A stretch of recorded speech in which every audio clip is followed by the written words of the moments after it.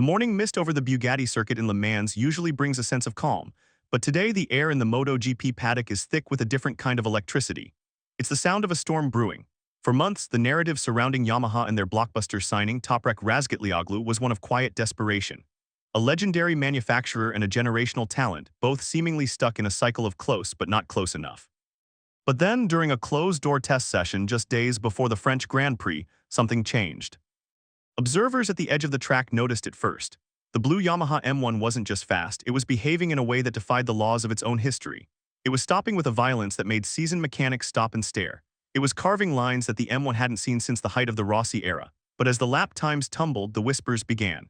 In the hyper-competitive world of MotoGP, when a struggling team suddenly finds a magic bullet, it's rarely met with applause. It's met with suspicion. Deep inside the Yamaha garage, the atmosphere has shifted from frustration to a guarded, almost defiant optimism. They have found something subtle, something aggressive, and something that might just be walking the razor's edge of the rulebook.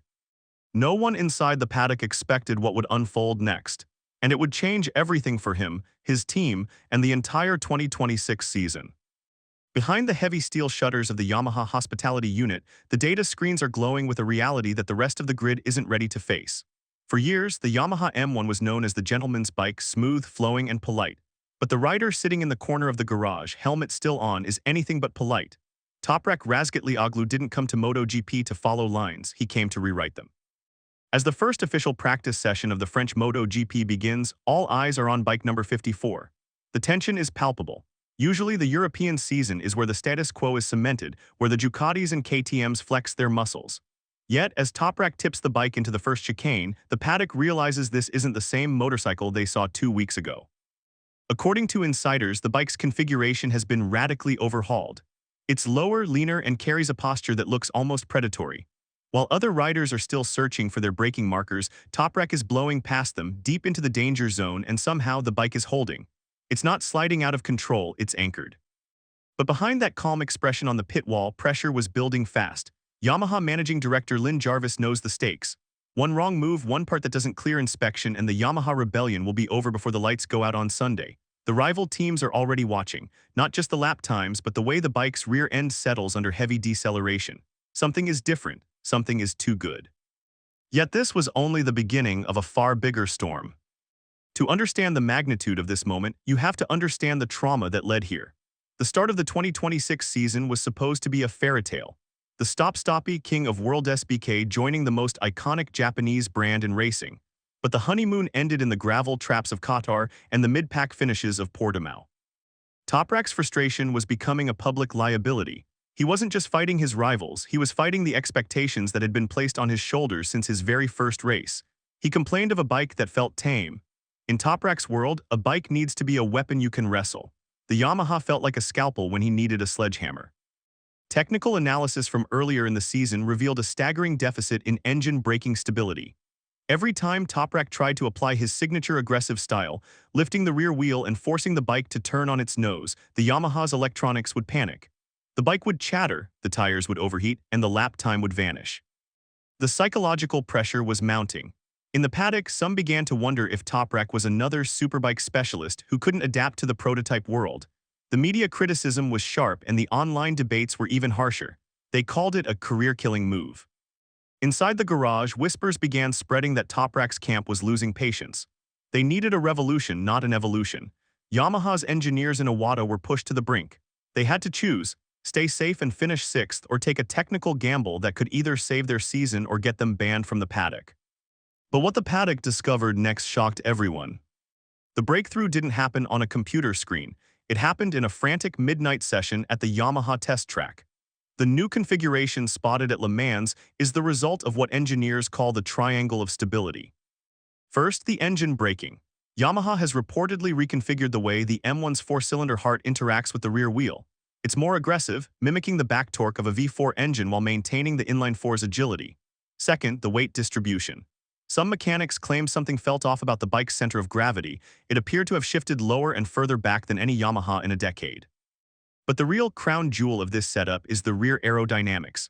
While most teams focus on front-end wings for downforce, Yamaha has introduced a subtle, almost invisible modification to the rear swingarm and tail unit. It's designed to pull the bike into the tarmac during the most violent moments of braking. Toprak's feedback was immediate. He wasn't just riding the bike, he was commanding it. Data from long-run simulations showed a level of consistency that was, frankly, terrifying for the competition. Even as the Michelin tires began to degrade, the bike's stability remained unshaken. This was the turning point. The tame character was gone. In its place was a machine that allowed Toprak to be the predator he was born to be. Yet as the lap times became undeniable, the atmosphere in the paddock turned toxic. Innovation is the lifeblood of MotoGP, but it is also the source of its greatest wars. And from that moment, nothing would ever be the same. In the world of MotoGP, the rulebook isn't just a set of laws, it's a map of gray areas. And Yamaha has just pitched a tent in the darkest part of that gray. The Fédération Internationale de Motocyclisme, FIM, has notoriously strict regulations on active aerodynamics and movable parts. Rumors suggested deeper tension behind closed doors as rival technical directors from Ducati and KTM began scouring the high-resolution photos of Toprak's bike. They weren't looking at the aero wings. They were looking at how the bike's ride height changed during deceleration. The speculation centered on a controversial advantage, a disputed mechanical link that some believed allowed the bike to bypass the ban on electronic ride height adjusters. It was a staggering move by Yamaha, a company usually known for its conservative, play-it-safe Japanese philosophy. By pushing the boundaries of the homologation rules, they weren't just searching for speed, they were declaring war on the status quo. According to insiders, a formal inquiry was being discussed in the private offices of Race Direction. The question wasn't just is it fast, but is it legal? If Yamaha had found a loophole, they were geniuses. If they had overstepped, the penalties would be severe. Disqualification, loss of constructor points, and a massive blow to Toprak's championship aspirations. The pressure wasn't just on the engineers, it was on the rider. Toprak knew that every time he smashed a lap record, he was putting a target on his own back. The paddock whispers were getting louder, and the gray zone was starting to feel like a trap. However, the twist that followed would change the championship narrative entirely. As the sun set over the Le Mans paddock on the eve of the race, the Yamaha garage felt like a bunker. They had two choices: revert to the safe setup and accept a mediocre result, or double down on the rebellion. To revert would be a confession of guilt. To continue would be an act of defiance. Toprak's role in this decision cannot be overstated. He is not just a rider, he is the face of Yamaha's future. Reports from inside the team suggest a heated argument took place regarding the risks. Some were worried about the brand's reputation. Toprak, however, was adamant. He told the crew he finally had a bike he could win on and he wasn't going to give it back. This was the human side of the technical war. It was about a rider's belief versus a corporation's fear. Yamaha chose to take the risk. They chose to be the bad guys of the paddock for a chance to be the winners. It was a season-defining mistake or a season-defining masterstroke. The social media wars between fans were already peaking. Turkish fans were hailing Toprak as a revolutionary, rival fans were calling for an investigation. The technical dispute over aero and engine braking had become a global talking point. The weight of expectation was now so heavy it was almost physical. Every mechanic, every tire technician, every fuel strategist knew that Sunday wouldn't just be a race, it would be a verdict. What happened after that left even his closest team members stunned. Sunday morning, the pre-race technical inspection, the moment of truth. The FIM officials, dressed in their clinical white shirts, moved toward the Yamaha garage with the slow, deliberate pace of judges entering a courtroom. The paddock held its breath. If the new M1 was flagged now, Toprak wouldn't even make it to the grid. Minute after minute passed. The tension was agonizing. Finally, the lead inspector stepped back, nodded to Lynn Jarvis and signed the digital form. The bike was legal. Yamaha had found the loophole. They had played the game and won the first round. But the real test wasn't the inspection. It was the 27 laps of the French Grand Prix. As the lights went out, Toprak didn't just launch, he exploded. The new stability in the braking zone allowed him to dive-bomb the leaders with a precision that looked like a video game. He was no longer a rider struggling with a bike's character. He was a rider in total harmony with a machine that finally understood him. The rivals were stunned. The Ducatis, usually the masters of the stop-and-go Le Mans circuit, had no answer for the blue bike that refused to be outbraked. Toprak wasn't just fighting for a podium, he was fighting for a statement of intent.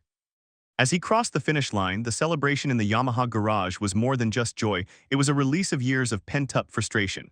But even as the champagne sprayed, the war wasn't over. The rival teams were already seen huddled with their lawyers. The legality had passed for today, but the technical war of 2026 was just getting started. Yamaha has sent one message to the entire paddock. They are no longer playing it safe. They have found the gray zone, they have found the speed, and they have found the rider to take them back to the top. Yet this was only the beginning of a far bigger storm, and the paddock is already wondering, what will Yamaha bring to the next race?